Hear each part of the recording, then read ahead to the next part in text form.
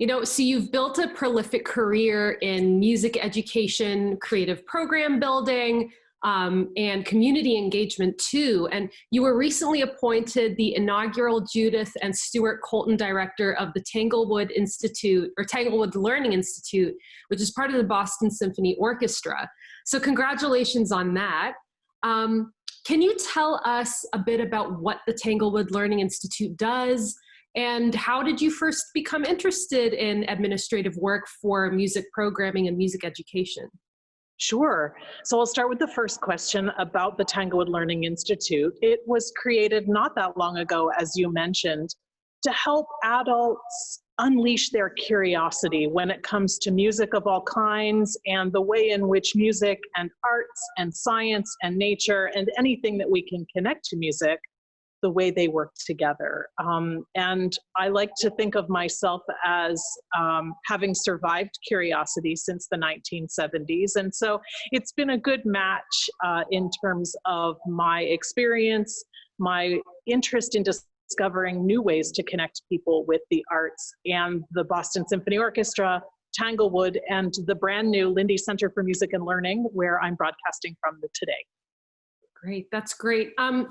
And can you talk a little bit about what some of this new programming looks like, or what some recent program has looked like that you've done recently? Sure. So we had a whole slate of programs last summer, about 143 programs over 60 days. So we went big to start off to really see what people were interested in. And those programs range from opening up the artistic refinement process in master classes to visual arts classes on our beautiful campus that we did in collaboration with IS 183 Art School of the Berkshires, a film series, music documentaries and films in collaboration with Berkshire International Film Festival, talks about music, all sorts of things like that. And we spent some time over the fall and winter, while we could still gather in person, offering the first ever programming here on the Tanglewood campus outside of the summer season. And so some of the really special things that we tested during that time period, one of my favorites is a series called Taste, where we had an afternoon class of some sort. In the case of the two taste events that we produced, they were free dance classes. So we had a class on tango one Friday afternoon at 4 o'clock. Then we had Argentinian food and drink for the evening event attendees, and then a concert of Argentinian music that night featuring an indigenous instrument from Argentina called the bandoneon. And so, we're just still trying out a lot of things. I hope that TLI, as it's affectionately known, will continue to be fairly new for many years to come. The tango classes sound amazing, and it sounds like the Tanglewood is really good at creating a symbiosis between different forms of arts, whether that's culinary arts or dance or music. So that's great. I'm actually curious to know about the musical part of this. Is music a passion for you personally, Sue? Sure. I started banging on the piano at a very, very early age. And so my parents very quickly, as quickly as they could, enrolled me into piano lessons to make that sound a whole lot better.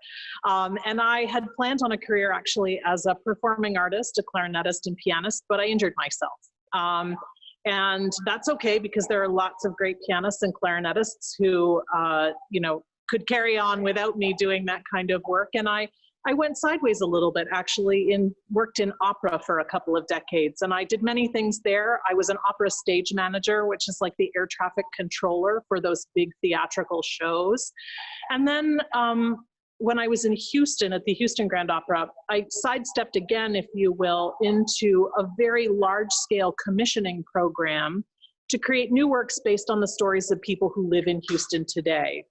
So one of the signature works from that series that I inaugurated was the world's first mariachi opera. So mariachi music, a story about life on both sides of the US-Mexico border that most people in the audience heard about daily in the news, at least in the American South. And another project, again, very large scale, over 18 months, serving more than 200,000 people, collecting stories of recent arrivals to Houston from 7 different areas around the world. So a portrait of contemporary immigration. And then I moved on from there and did immediately before coming to the Boston Symphony Orchestra, I worked back in my home country of Canada at the Royal Conservatory of Music, which is a huge national organization. And I started the world's first online professional development program for private music teachers around the world. So still in education and community engagement, but I really wanted to understand more about how we can use the power of the internet to connect people and to help them in their daily lives. And so I put all of those various pieces together in coming to the Boston Symphony Orchestra to inaugurate the Tanglewood Learning Institute.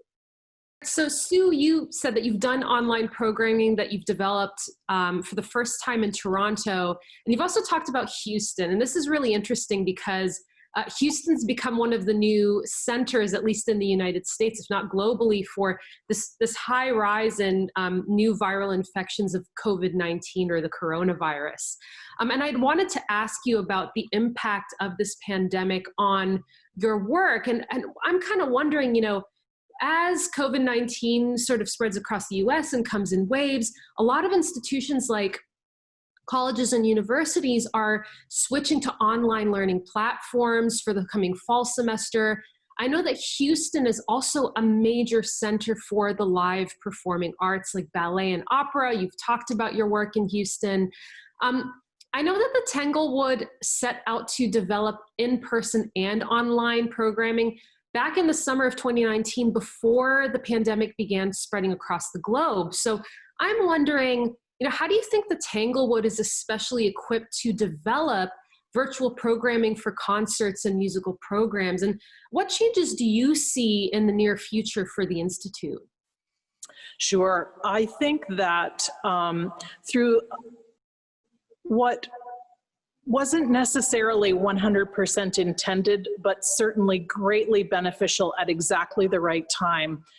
We have this studio that I'm standing in right here, right now, Studio E at the Lindy Center for Music and Learning. And starting with our inaugural summer season last summer, we began testing, recording our programming here in Studio E back at the control room in Symphony Hall in Boston. And so what we were able to do, our cancellations at the Boston Symphony Orchestra started really in January when we had to make the decision to forego a big tour of Asia by the orchestra, which was scheduled for February. And then we continued to have to cancel programs the last 6 weeks of the Symphony Hall season, Spring Pops, all of the TLI programming out here at Tanglewood between March and the end of June.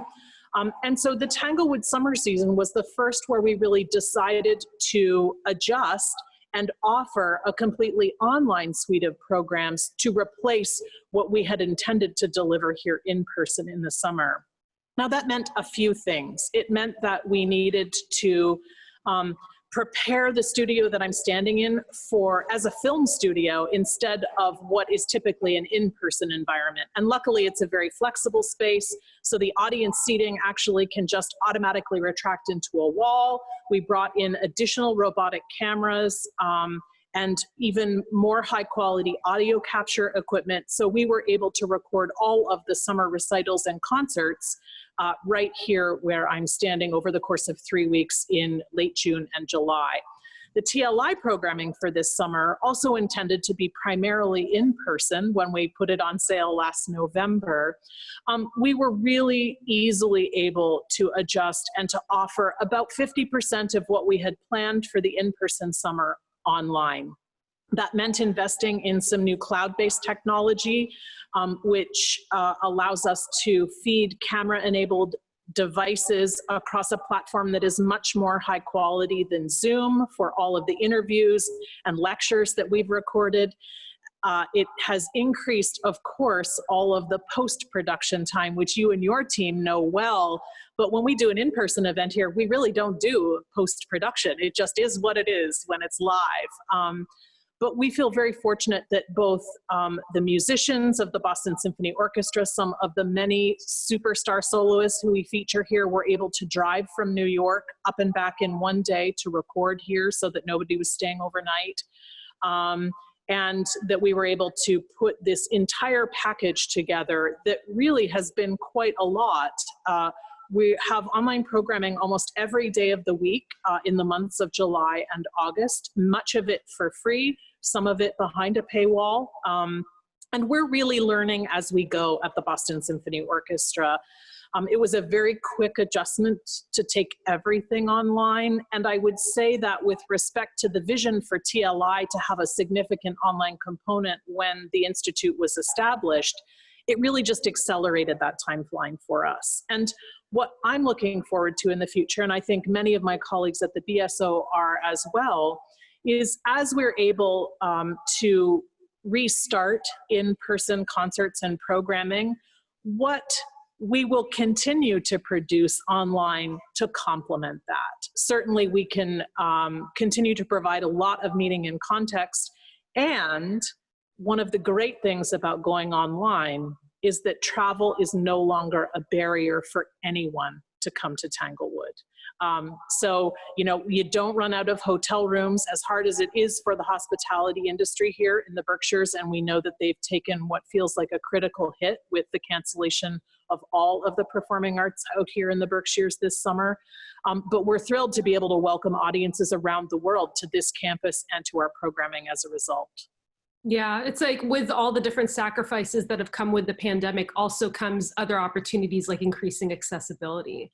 So that's great to see that you're also looking at that kind of silver lining too. You know, now that we're talking about all these plans moving forward, a lot of folks are saying that the pandemic is going to bring about a new normal for people in the arts, let alone in our everyday lives. What impact do you think this will have on a larger level on live music and classical music moving forward, even after the pandemic has subsided, even after people are able to kind of gather together in spaces a little bit as they did before? Sure. Well, a couple of things come to mind across a wide variety of elements here. One, I hope that we're all going to appreciate it a whole lot more when we get together the next time in person to experience music. Two, I think that music hasn't stopped, and it won't, because it is indefatigable, as to use one word. I think the institutions are suffering greatly, as are many of the musicians, most of whom work in a kind of freelance capacity and don't get paid unless they're playing in performance. So certainly the times are the hardest we've seen in our lifetime right now for musicians and artists of all kinds. I think that we have a collection online right now for the Tanglewood Learning Institute that's all about the 1920s with 100 years of perspective. And two things that come to mind with respect to our emergence after this pandemic. One is that we did emerge from the Spanish flu of 1918. So we're holding that really close to our hearts. And secondly, there are times across the whole history of certainly Western European classical music, but I think all of the arts, where times of great crisis and societal reckoning, because it goes beyond the pandemic for us as well, with the Black Lives Matter movement, with the movement towards anti-racist structures and systems. And so for me, thinking about what we can not bring back that we shouldn't as we emerge from this, and what kinds of art comes out of this period of great crisis. You know, it's Ludwig van Beethoven's 250th birthday year this year. And he really composed right after a big revolution, a lot of his work. And so it informed a lot of what he gave to the world. And we saw the same thing in between the two world wars and after the Second World War. Again, a great time of creative burgeoning with artists everywhere. So I'd say those are some of the things that are more of the silver linings that you identified we're committed to talking about now. But at the end of the day, it's the most important thing for us is that everybody, our audiences, our players, our staff, everybody remains as safe as possible. Well, thank you so much, Sue, for joining me today and for talking about all of your amazing work at the Tanglewood and all of the ways that you've built up to this as well. Laura, it's been a great pleasure. I can't wait to talk to you again, and I hope we'll see you here at Tanglewood soon.